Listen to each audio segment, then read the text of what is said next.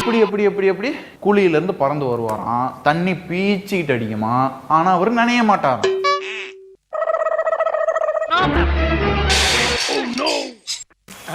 அண்டா காக்கசம் அபு காக்கசம்னா எதுவும் நடந்துராது. இறங்கி வேலை செய்யணும். ஆக்சுவலா அவங்க எப்படி இறங்கி வேலை செய்வாங்கன்னா,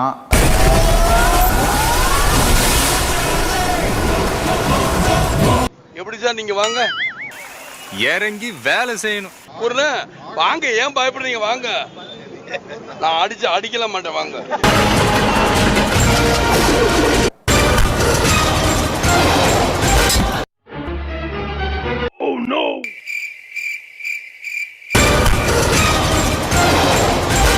வந்து ஒரு ஸ்டேஷன்ல இருந்து மெதுவா ட்ரெயின் நகருதுன்னா அப்போ வந்து ஓடி போய் ஏற முடியும். ஹை ஸ்பீட்ல போயிட்டு இருக்க ஒரு ட்ரெயின்ல ஏற முடியும்ன்றது இம்பாசிபிள் தான். ஆனா நம்ம இளைய தளபதிக்கு அது பாசிபிள். எப்படி? அதாவது ஒரு லக்னத்தில் 9 கிராம் உச்சம் பெற்ற ஒருவன் பேட்டரி இல்லாமலும் பேசலாம், எப்படி வேண்டுமானாலும் பேசலாம். இங்க வா. கேட்ட பையன் சார் இந்த பால்சாமி.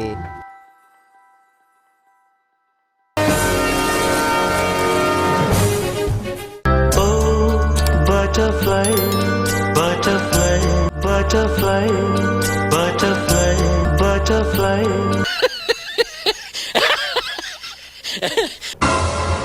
நம்ம ஆளுங்க காப்பி அடிக்கிறது பெர்ஃபெக்ட் கிடையாதுன்னு ஏற்கனவே சொல்லியிருக்கேன்.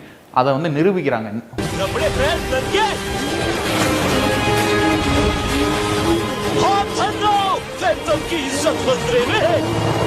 சொல்லி நிறுத்துக்கலடா, அவன் நிறுத்துற லூசுக்கு மட்டும் வந்துட்டே போடுறா.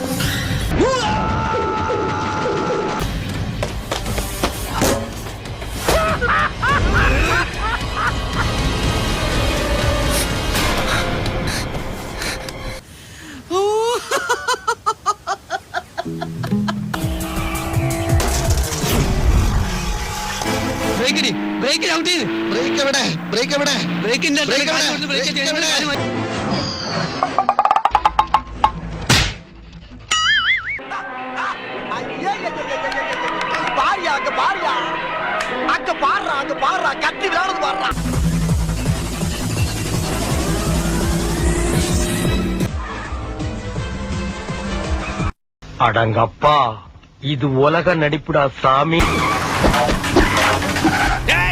வீசுங்கடா, வீசுங்க.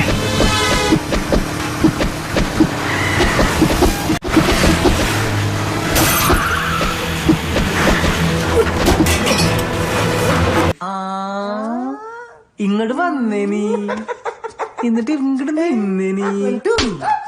खत्म, bye bye, tata, good bye. தெரியாம சிஏஏவை இம்ப்ளிமெண்ட் பண்ணிட்டோமோ அப்படின்னு சொல்லி டெல்லி பதறி போய் கிடக்குது. எங்கேயாவது ஆட்சியை கலைச்சிருவாங்களோ அப்படின்ற நடுக்கத்தில் சென்ட்ரல் கவர்மெண்ட் இருக்கு. அந்த அளவுக்கு அதிபயங்கரமான ஒருத்தர் சிஏஏவுக்கு எதிராக களத்தில் குதிச்சிருக்காரு. இதுக்கு மேலேயும் நான் யாரை பற்றி சொல்கிறேன்னு சொல்லி உங்களுக்கு தனியாக புரிய வைக்க வேண்டாம்னு சொல்லி நான் நினைக்கிறேன். சிஏஏவுக்கு எதிரான அவருடைய ஸ்டேட்மெண்ட்டை பற்றி தான் இன்றைக்கி நம்ம இந்த வீடியோவில் பார்க்க போகிறோம்.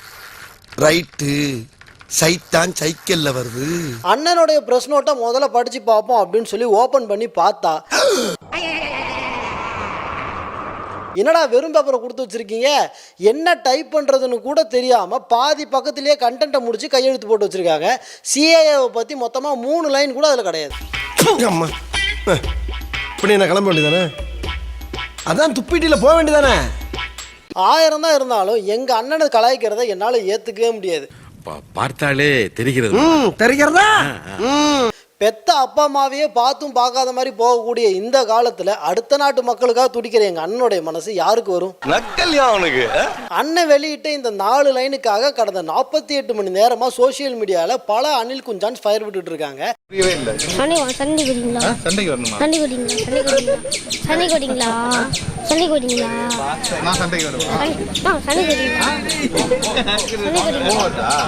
எனக்கு ஒரு ஐடியா, இப்படி நீங்கள் தனித்தனியாக ஃபயர் விடுறதுக்கு வேலை மொத்தமாக ஒரு பெரிய ப்ரெஸ் மீட்டை அரேஞ்ச் பண்ணி உங்கள் அண்ணனை ஒரு மணி நேரம் பேச சொல்லுங்களேன். இது வரைக்கும் ஒரு தடவை கூட ஒரு ப்ரெஸ்ஸுக்கிட்ட பேசல. ப்ரெஸ்ஸுக்கிட்ட பேச விஜய் ஏன் பயப்படுறாரு? பத்திரிகையாளர்களை சந்திக்க விஜய் ஏன் அஞ்சுகிறார்? எப்படி கோர்த்து விடுது பாரு. இந்த மாதிரி மேட்டர்ல எல்லாம் நம்ம கலாய்க்கிறத விட நம்ம நெட்டிசன்ஸ் தான் நிறைய நல்ல நல்ல பாயிண்ட்ஸ் எல்லாம் எடுத்து கொடுத்துருக்காங்க. அப்படி ஒரு நெட்டிசன் நல்ல ஸ்லிப்பர் ஷாட் ரிப்ளை ஒன்று கொடுத்துருக்கிறாரு. அது என்னன்றதை பார்ப்போம். சிஏஏவை முதல்ல நடைமுறைப்படுத்தினதே நம்ம அண்ணன் தான். பதறாதீங்க, முதல்ல உங்களை மாதிரி நானும் தான் பதறேன். பட் ஆனால் மேட்ரு என்ன அப்படின்னா, நம்ம அண்ணன் அவருடைய வீட்டு வாசலில் 20 அடியில் ஒரு பெரிய கேட் ஒன்று போட்டு வச்சிருக்காரு. அவருடைய அனுமதி இல்லாமல் அவர் வீட்டுக்குள்ளே யாருனாலையும் நுழைய முடியாது. எவ்வளோ பெரிய மேட்ரு, ரொம்ப சிம்பிளாக பெரிய விஷயம். நீ கேட்ட ஒவ்வொரு கேள்வி என்ன செருப்பால் அடிச்ச மாதிரி இருக்குடா. இவங்க என்னடா அங்கே வந்தாங்க, இந்த ஸ்கூல் லீவ் விட்டா போதும், ஒவ்வொரு ஊருக்கு இந்த மழை வெள்ளம்னு சொல்லி மாவட்ட ஆட்சியர்லாம் ஸ்கூல் லீவ் விட்டுறாங்க. ஸ்கூல் லீவ் விட்ட உடனே வீட்டு பாடமும் செய்யறது கிடையாது, இம்போசிஷன் எழுதுறது கிடையாது, எந்த வேலையும் பார்க்காம வீட்டில் உட்காந்து அப்பா அம்மா பேச்ச கேட்காம உட்காந்துட்டு ஃபேஸ்புக் எடுத்த உடனே எதையாவது ஒரு கமெண்ட்டாக ஆபாசமாக எழுதுது. இதில் டிசிப்ளினோட பாலிடிக்ஸ் தான், ராணுவ கட்டமைப்பான்.